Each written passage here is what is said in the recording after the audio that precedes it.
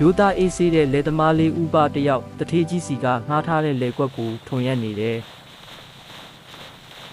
ထွန်ရင်းနဲ့မြေကြီးတဲကမမအရာတစ်ခုကိုတိုက်မိလို့တူးကြည့်လိုက်တဲ့အခါရွှေတင်ကားတွေအပြည့်ပါတဲ့ရွှေအိုးတစ်လုံးကိုတွေ့သွားတယ်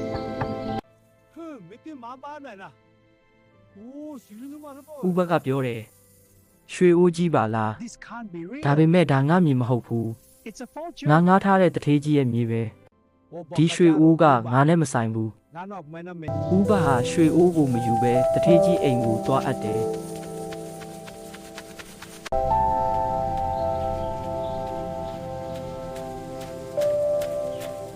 တထေးကြီးကလောဘကြီးသူဖြစ်ပြီးအေး Thank you. ဒါငါမြေထဲကထွက်တာဆိုတော့ငါဟာပေါ်ဆိုပြီးရွှေအိုးကိုယူထားလိုက်တယ်တထေးကြီးကရွှေအိုးကိုဖွင့်ကြည့်လိုက်တဲ့အခါရွှေတွေမဟုတ်ပဲအစိတ်ရှိတဲ့မွေတွေကင်းကြီးကောက်တွေပဲတွေ့ရတော့တယ်တထေးကြီးကဒီကောင်ငါ့ကိုလာနောက်တာလား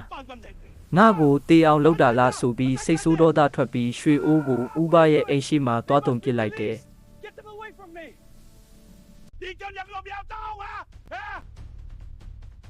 တထေးကြီးတုံပစ်လိုက်တဲ့အကောင်တွေဟာဥပရဲ့အိမ်ရှိရောက်တဲ့အခါမှာတော့တကယ်ရွှေစစ်စစ်တွေပြန်ဖြစ်သွားတယ်